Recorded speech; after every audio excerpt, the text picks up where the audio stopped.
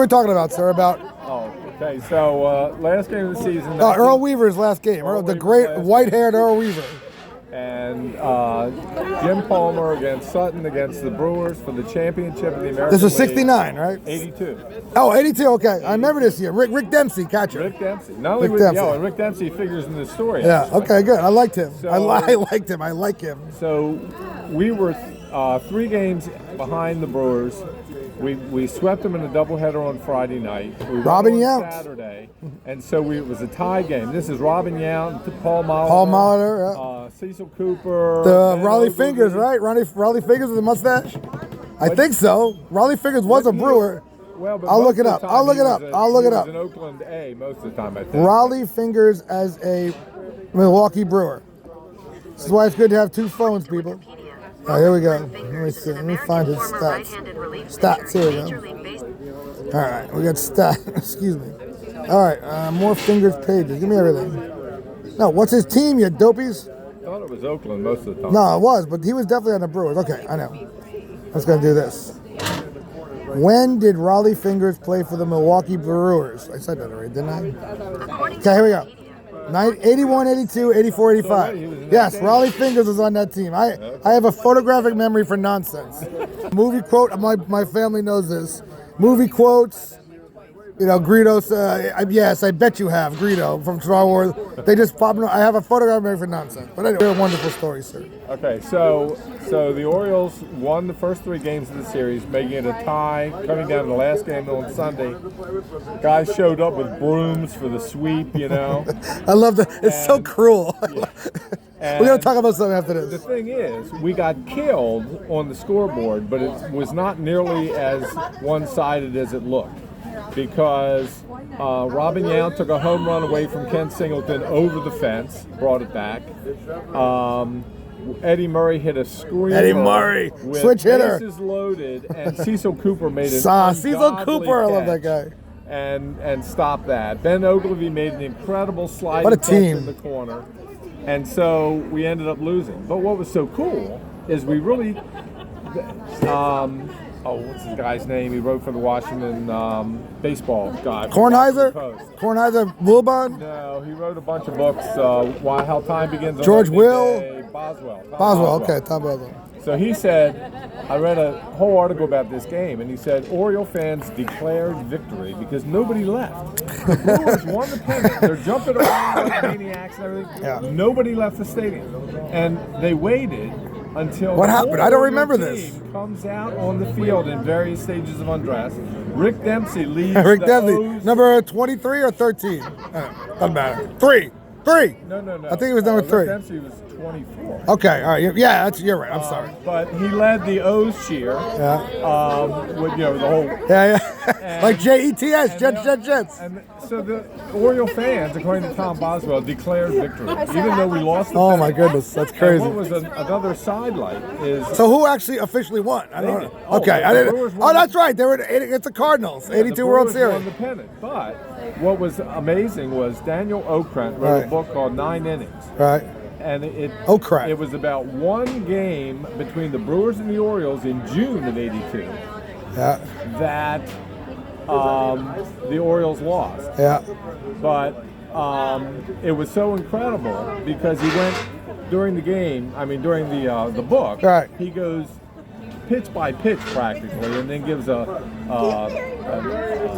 description of each of the players and how they were and everything. But it was so cool because that was the season, and it came down to the last game. Right. And if we had won that game. Right. Yeah. Those last baseball pennant races are the best. They're the best. But now, it was an incredible thing. I love hockey first and foremost. I played it. I loved it. I was 11 years old when my beloved New York Islanders won the first of 4 straight Stanley Cups. Now, recently spreading this rumor, not a rumor, the fact, that the Islanders have an unbreakable record, and his 19 straight playoff series will never be broken. Only Gretzky, at his peak, was able to beat them. Well. So, but I want to say, after that, my son-in-law is a Caps fan. Ovechkin, Bent Gustafson, Mike Gartner. Wilson. And the Islanders in the 80s tortured your team. Tortured them. Because they were good. Back in the 80s, with Gartner and Larry Robinson. They were good, but the Islanders were just the best team ever, in my opinion. And and the Rangers were good back then. We tortured both of you guys for like a 5 or 6 year period. We just beat you all up. And by the way, Kenny Morrow, the greatest story of sports, in my opinion, makes the clear in the Miracle on Ice game, that Al Michaels famous call. Listen to it. Morrow made the clear. And then he said, do you believe in miracles? Yes. And then Morrow, 2 months later, joined the Islanders as a rookie, became a Stanley Cup champion 4 straight years. What a start to the season. And in the 5th year, he scored the overtime goal against the Smurfs, and you know who you are, Smurfs, the Rangers, to win the Game 5 sudden death, which, of course, is the best overtime in any sport. Sudden death. Okay. Now, all that to tell you that I love the baseball playoff matchup. The best matchup in sports is that power relief pitcher, Goose Gossage, versus Greg Luzinski. Power on power. It makes me crazy. Baseball is a slow game in the regular season, but when you get to the playoffs, the strategy is incredible. Pitch to pitch to pitch. Well, and that's why, even though our guy was the manager of the year, he blew it in that game. Which game are we talking about? The second game of the playoffs. Oh, okay. The one we lost 11. Oh, that's right. That's right. I wasn't really paying that much attention. Who has been up and down all season. Yeah. And he puts him in, he walks the bases loaded, pulls him out, and puts in Webb, who gives up grand slam home run. And he pulled Danny Coulombe, who was pitching great. Of course, they overthink themselves. The guy in the Dodgers, every 2 pitches. Now you laugh like Letterman. That's amazing. All right, so anyway, what was I going to say? I was about to say something about that. Keep going for a moment. I got to remember what I was about to say. Please, riff for me. Riff. Give me some Don Rickles. You hockey puck. Well, actually, more than I'm a Baltimore Colts fan. Oh man, Johnny Unitas. Oh. Burt Jones. I used to like Burt Jones. And well, he was, Klecko used to hit Burt Jones. He would only throw to Roger Carr. Yeah. And he was afraid of Joe Klecko, my favorite man on earth. Well, my favorite football player on earth. Well, remember Joe Klecko on the Jets? Yeah. 73. Finally made the Hall of Fame, by the way. My dad was the insurance man for the Colts. Nice. Because the state accident fund had to insure them because no private insurance company would insure a football team. So he went to every game, and he had a bench pass and a 50-yard line pass. Right. And so my whole teenage years, I went to every Colts Oh, game. my God. How awesome. I went in the locker room. Wow. And Gino Marchetti, Bill Pellington, Johnny Unitas, Joe the Jet Oh, Perry, my God. I remember Joe Perry. Yeah. Wow. And then now I'm a Jet fan. Like I said, I was in the womb as Broadway did his thing in Miami. I'm going to Jet Miami game on Sunday, by the way.